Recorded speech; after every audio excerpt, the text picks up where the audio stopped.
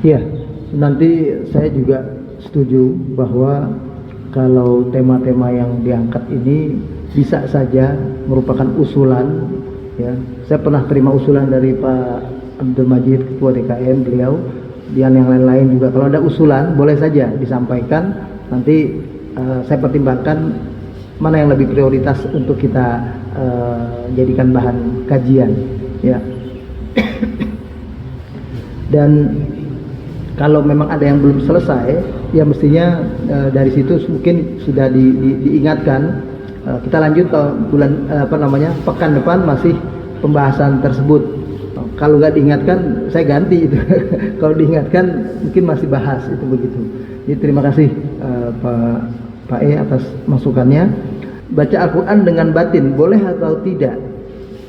Boleh saja. Tapi bukan bacaan Al-Quran yang mendapat nilai sebagaimana nilai yang disebutkan dalam hadis. Man qara al-Qur'ana harfan. Siapa yang baca Quran satu huruf, itu qara'a, dia baca bitalaffuz dengan lafaz. Makanya baca Al-Quran ini satu-satunya bacaan yang istimewa.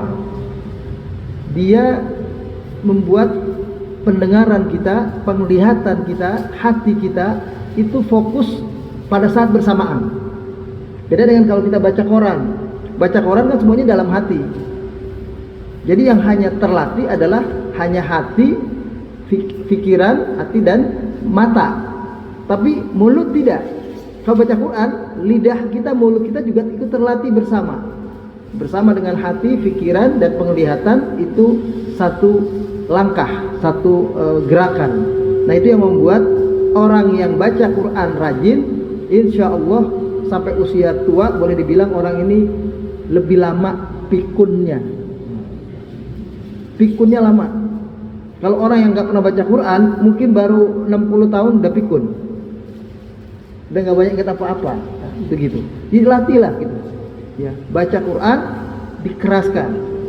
Kalau bolehnya boleh tetap. Tapi nilai yang mendapatkan kita jadi pahala itu kalau kita lafazkan, kita baca. Baik kita baca sendiri maupun tadi baca mendengar orang lain baca, itu sama nilainya insya Allah. Karena Nabi betul menyukai orang lain baca Quran di hadapan beliau, apalagi yang baca Quran itu bacaannya bagus. Nabi senang itu. Jadi beliau dengar gitu, nyimak. Tapi beliau juga baca. Jadi kalau kita yang di kendaraan, entah di motor, entah di mobil, ya tapi kalau di motor mungkin hati-hati ya kalau pakai headset itu, ya itu dengar baca Quran itu boleh. Itu sama dengan seperti kita ngaji, cuma bedanya tetap ada. Jangan berarti dikatakan sama mudah-mudahan dapat rahmatnya. Tapi kalau mendapatkan pahalanya, ganjaran seperti hadis Nabi yang mengatakan Iqra'ul Qur'ana fa innahu ya'ti yaumal qiyamah syafi'an li ashabi. Bacalah Al-Qur'an, karena Al-Qur'an nanti akan menjadi pemberi syafaat bagi pembaca-pembacanya, atau nanti yang nemenin kita di kuburan, itu juga Al-Qur'an itu. Kita di kubur itu enggak kesepian, itu karena ada Al-Qur'an. Karena orang tuh kalau wafat, ternyata ada riwayat mengatakan begitu orang itu wafat, orang itu enggak tahu apa-apa. Dia enggak tahu dia itu sudah wafat. Dia tetap kayak bisa melihat. Dia cuma kayak melihat ke orang ramai ada yang menyolatkan dia, mandikan dia, itu seperti itu. Walaupun tidak dilihat kejadian persis dirinya. Begitu ruhnya Allah masukkan kembali ke jasadnya waktu dikubur, jadi kan ruh itu ketika wafat naik ke langit, Pak. Sisi Allah itu, ruh orang baik sampai kepada Allah, dibawa lagi oleh malaikat, tercium bau harum oleh para malaikat dalam perjalanan itu semua. Malaikat di langit semuanya mencium harum. Jenazah siapa itu? Nah, itu begitu. Tapi kalau jenazah orang yang banyak dosanya, apalagi orang kafir, mau naik nggak sampai kepada Allah, sudah tercium bau bangkai, nggak enak, disuruh oleh Allah lemparkan jenazah itu, oleh malaikat di sana dilemparkan langsung. Jadi dia dilemparin jatuh ke kuburnya. Sudah sampai di kubur, baru dimasukkan oleh Allah itu rohnya lagi. Jadi ruh itu nyatu dengan jasad lagi, tapi bukan di alam dunia. Alamnya alam barzakh namanya. Jadi dia hidup, orang mati itu hidup. Hidup dalam pengertian hidup di alam barzakh, bukan hidup ketika dia di dunia. Dia bisa berkomunikasi, kalau dia orang-orang soleh bisa ketemu dengan orang soleh lain. Tapi kalau dia orang yang jahat, karena sibuk mendapatkan azab nggak bisa kemana-mana, sibuk nahan sakit, kayak orang kegatelan sakit nggak bisa kemana-mana. Ya kan, orang gatel seluruh tubuh nggak bisa kemana-mana, dia sibuk garuk aja kan gitu. Nah itu begitu pula orang diazab. Nah jadi orang yang baca Quran tadi itu, ketika dia merasa sendirian begitu tahu, oh saya sudah wafat, oh saya sudah ninggalin keluarga, kan dia teriak-teriak sudah nggak ada yang dengar, dia teriak nggak ada yang dengar. Datang yang mendampingi dia adalah Al-Quran salah satunya. Jadi Al-Quran itu nanti akan mendampingi seseorang di dalam kuburnya. Makanya jangan pernah tidak membaca Quran atau tidak membiasakan membaca Al-Quran. Pahami, berarti kita perlu berwasilah kepada Nabi dulu kalau baca Quran. Tidak harus seperti itu. Tapi kalau ada orang yang ingin baca Al-Quran seolah-olah dia membaca didampingi oleh Nabi, boleh saja. Merasa seolah-olah jadi baca Al-Qurannya kayak ada yang ngebetulin. Nah itu boleh. Tapi betul-betul minta hadirkan Nabi, lalu kemudian kita merasa nggak bisa baca Quran kalau tidak hadir Nabi, nah itu nggak boleh. Jadi merasa seolah-olah boleh, ya, artinya supaya kita merasa baca Quran kita itu betul-betul berhati-hati. Dan orang baca Quran diwajibkan terus belajar sampai benar bacaan Al-Qurannya. Jadi nggak ada belajar Quran itu berhenti. Baca Quran sendiri iya, tapi belajar dengan guru atau belajar paling tidak dia baca Quran bersama-sama, ya, tapi bergantian bacanya, tetap harus sering dilakukan. Makanya lebih baik kalau kita dalam satu majelis banyak, misalnya majelis kita nungguin apa cukup lama, baca Quran aja. Baca Qurannya bukan baca rame-rame, satu baca yang lain dengar, terus giliran. Itu tadarus, itu begitu. Sehingga yang ngerti membetulkan bacaan yang masih belum betul bacaannya. Jadi saling membaguskan bacaan. Dan itu harus dilakukan sampai kita wafat.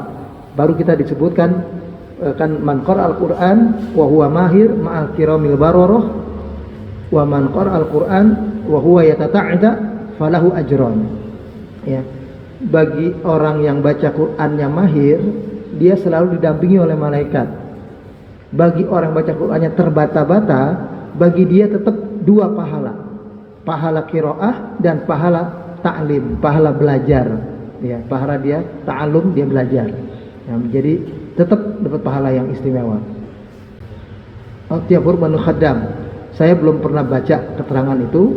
Jadi wallahu a'lam. Yang jelas begini, setiap kita selalu ada malaikat yang mengawasi semua. Berdasarkan Al-Quran surat Ar-Ra'd, surat yang ke-13 ayat 11.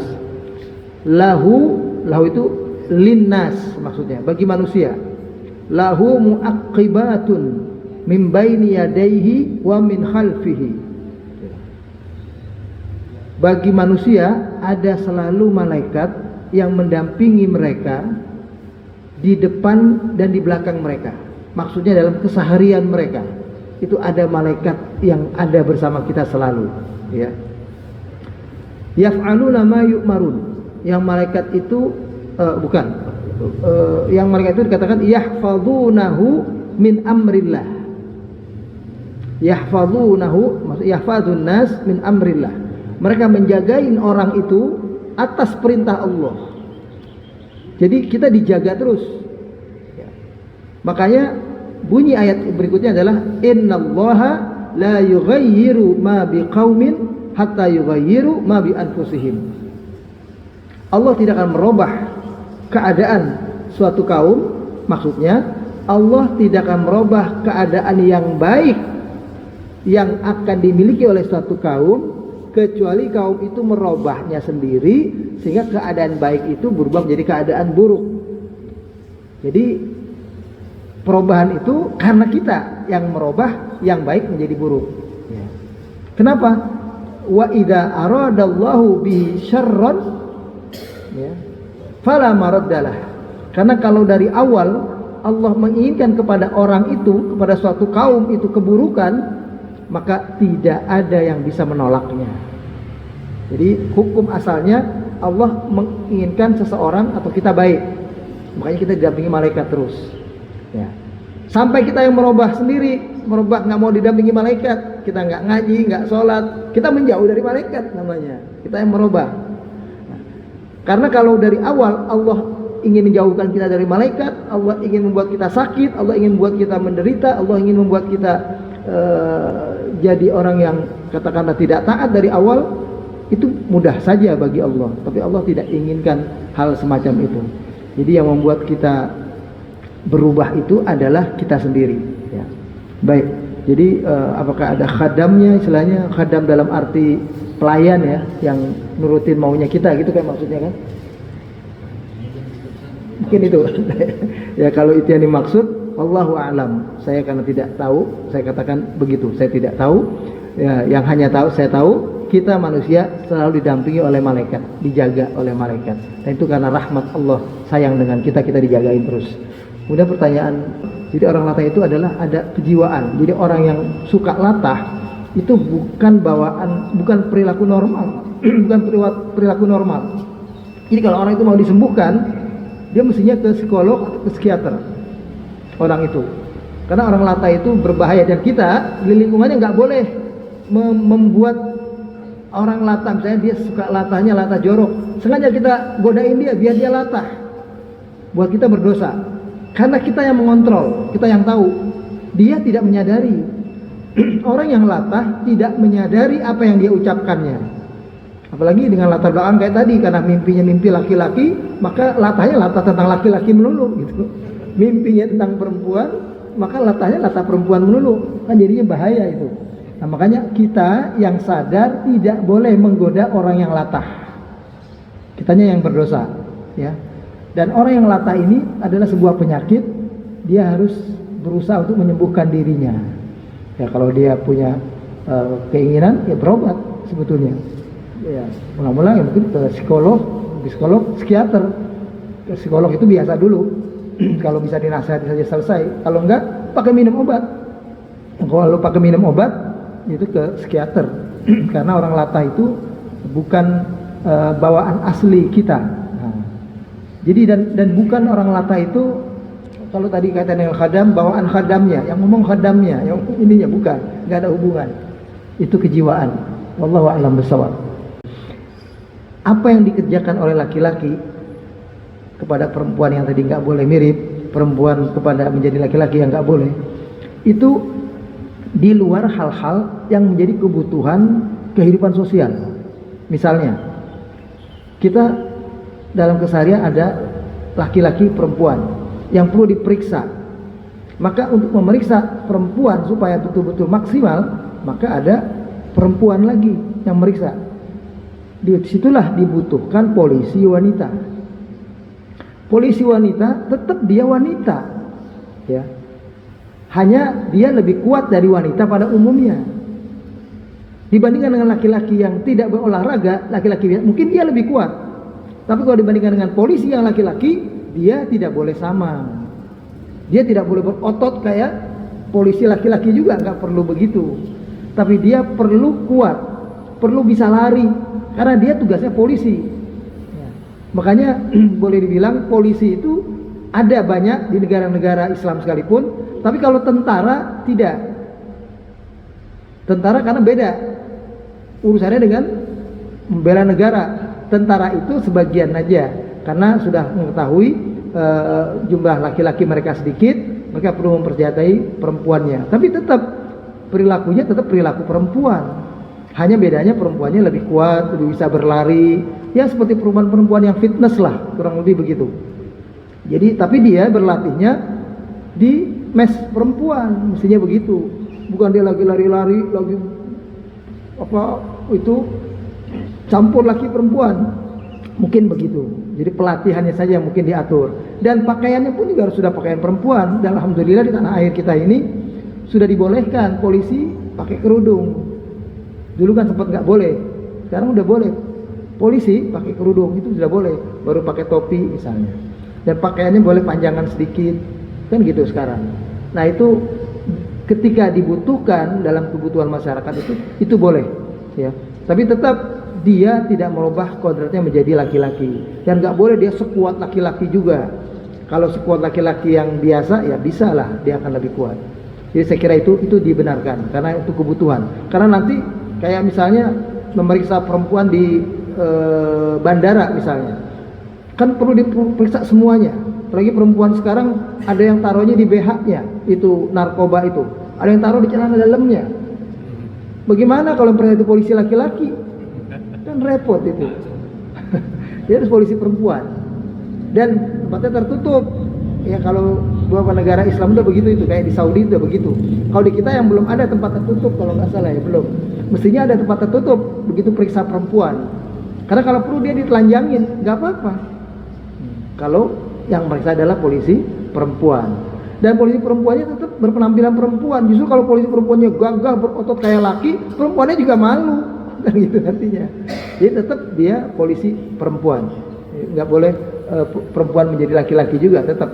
Jadi ada batasannya.